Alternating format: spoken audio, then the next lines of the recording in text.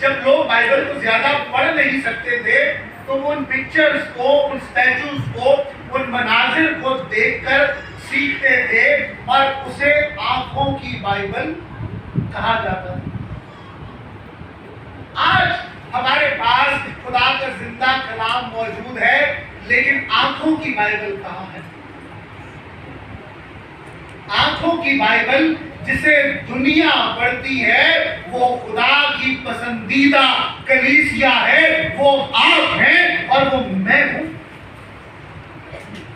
आप जहां काम करते हैं, जहां जाते हैं, वहां खुदा की पसंदीदा कलीसिया के हम नुमाइंदे होते हैं और हम दूसरों के लिए आंखों की बाइबल है। खुदा की पसंदीदा कलीसिया वो कलीसिया है। और जल्दी के साथ अगर हम आगे बढ़े तो इफ्सियों के खत के 5वें बाब की 10वीं आयत हमारी मरकजी आयत है, लेकिन इस पूरे बाब में आगे आप देखें तो बीवियों और शौहरों का जिक्र है और कलीसिया को दुल्हन कहा गया है।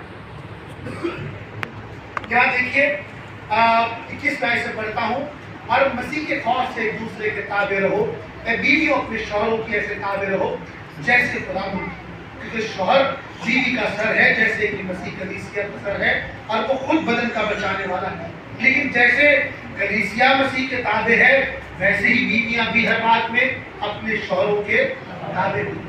और आगे अगर आप पढ़ते चले जाएं तो 26 में से देखिए, ताकि उसको कलाम के साथ पानी से गुस्ल देकर और साफ करके मुकद्दस बनाए और एक ऐसी जलाल वाली कलीसिया बनाकर अपने पास हाजिर करे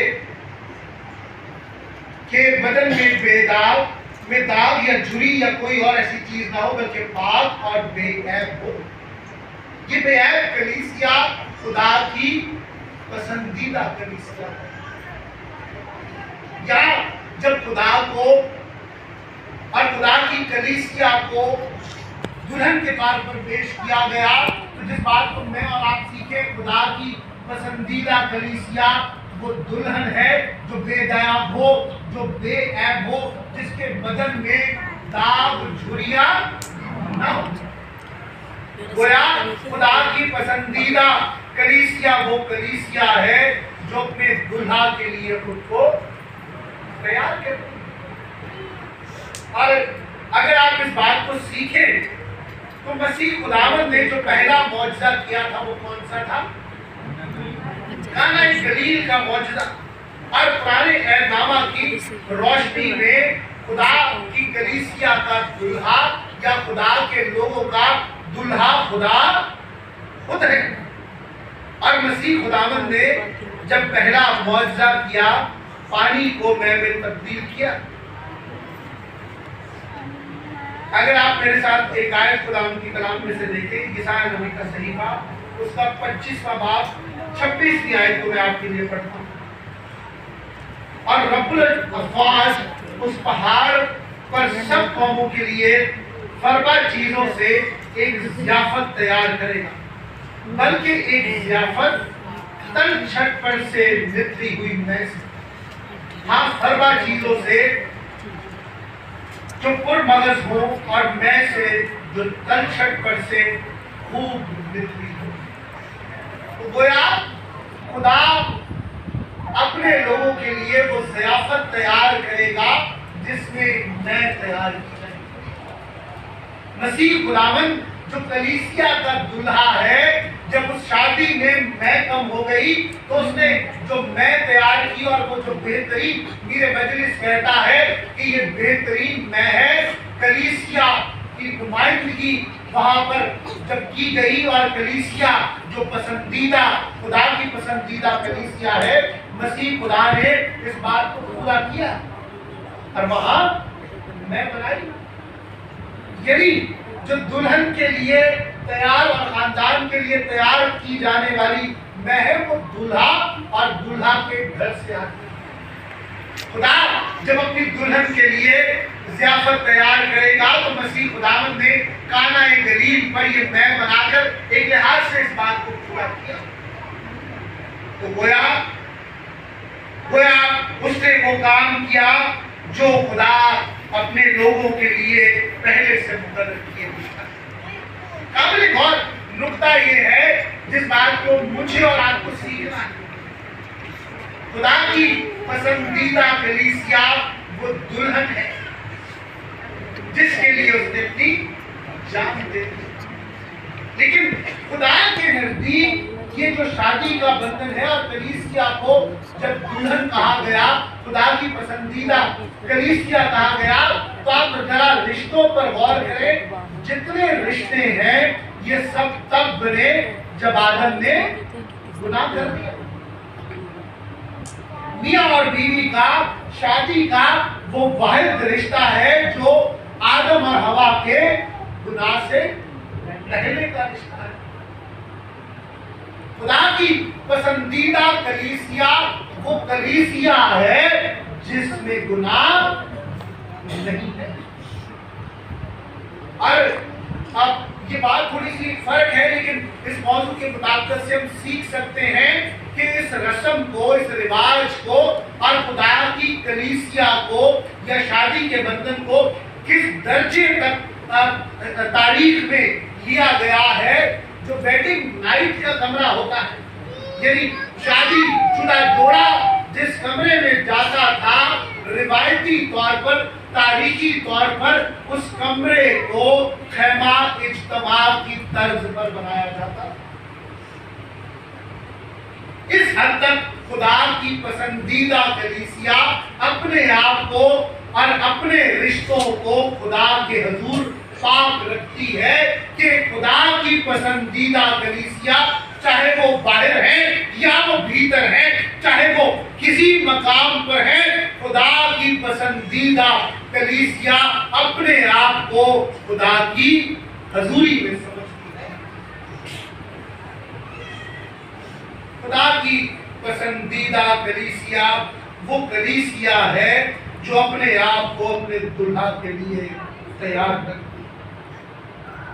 खुदा ने मुझे और आपको कलीसिया में ये मौका दिया है कि हम आज इस कन्वेंशन में आ सकें। देखिए, खुदा की पसंदीदा कलीसिया वो कलीसिया है जो जिसे गवाहों का बड़ा बादल घिरे।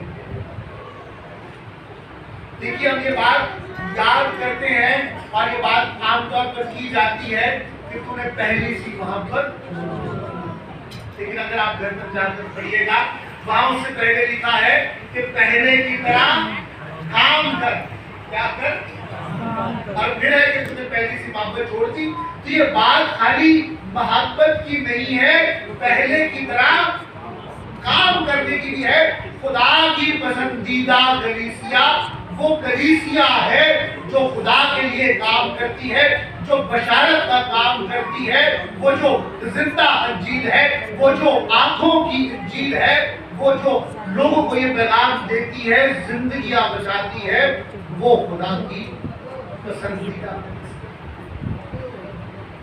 खुदा की पसंदीदा कलीसिया निजाम और इंतजाम की गुलाम कलीसिया नहीं है। निजाम और इंतजाम खुदा की मर्जी को आगे लेकर जाने के लिए है। खुदा की पसंदीदा कलीसिया, अगर आप इब्रानियों के खत के 12वें बाब और 11वें बाब को देखें तो वहां लिखा है, बस जबकि गवाहों का तुम्हें एक बड़ा बादल घेरे हुए, जदूम, बर्क, इफ्तार और एक लंबी लिस्ट है ईमानदारों का। खुदा की पसंदीदा कलीसिया कौन सी है? जिनको गवाहों का बड़ा बादल घेरे हुए हैं। उनके पास ये बड़े बड़े नाम हैं, ये ईमान के सूरमा हैं, ये बड़ी मिसालें हैं। खुदा की पसंदीदा कलीसिया के पास सेंट्स हैं, मुकद्दसीन हैं, मोमिनीन हैं, एक लंबी लिस्ट है। खुदा की पसंदीदा कलीसिया के पास क्या है? गवाहों का बड़ा बादल है। लेकिन अगर मैं आपसे, हमारा कोई भाई या बहन ऐसा बैठा है जो बीमार हुआ और दुआ की और ठीक हो गया, हमारा कोई ऐसा बहन या भाई बैठा हो जिसके लिए, उसके बच्चों के लिए दुआ की गई हो और खुदा ने उन पर रहम किया, वो अपना हाथ खड़ा करे, वो अपना हाथ खड़ा करे जिनके लिए दुआ की गई हो और उनके कारोबार या रोजगार के लिए खुदा ने अपना काम किया हो। अगर मैं ये लिस्ट पढ़ता चला जाऊं तो ये भी एक लंबी लिस्ट होगी। नोट कीजिए इस बात को, खुदा की पसंदीदा कलीसिया वो कलीसिया है जिनके पास गवाहों का बड़ा बादल है। खुदा की पसंदीदा कलीसिया वो कलीसिया है जिनके पास गवाहियों का बड़ा बादल भी है। खुदा की पसंदीदा कलीसिया के पास गवाहों और गवाहियों का बड़ा बादल है। खुदा की पसंदीदा कलीसिया खुदा अपने लोगों के साथ हो। तो आइए मैं और आप, अगर खुदा की पसंदीदा कलीसिया नहीं है, अपने गुनाह है, हमें खुदा ने गुनाहों की गुलामी से निकाल दिया, लेकिन उससे आज दुआ मांगे कि हम दश्त में, हम बयाबान में दर बदर हाथ बसर न हो, बल्कि हमें नजात की सरजमीन पे जाना। और जिन्होंने नजात की सरजमीन पे जाना है, कलीसिया में इस पर बहुत सारा काम है और बुजुर्गों ने किया। उन बुजुर्गों को हमारे दश यानी डेडेड फादर्स कहा जाता है। बुजुर्गों ने बड़ी रियासत की कलीसिया के लिए, ईमान के लिए।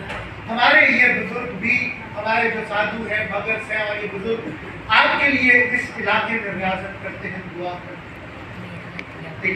ये तो सब कुछ कर रहे हैं खुदा की पसंदीदा कलीसिया बनने के लिए। कलीसिया ने पूछा और आपको भी इजाजत दी। आइए हम खुदा से ये तौफीक, ये दुआ मांगे कि अगर हमने कोई काम किया है तो उन्हें खत्म करके वो दुल्हन की तरह अपने आप को तैयार करें, खुदा के हजूर वफादारी से चलेंगे। अपने सर को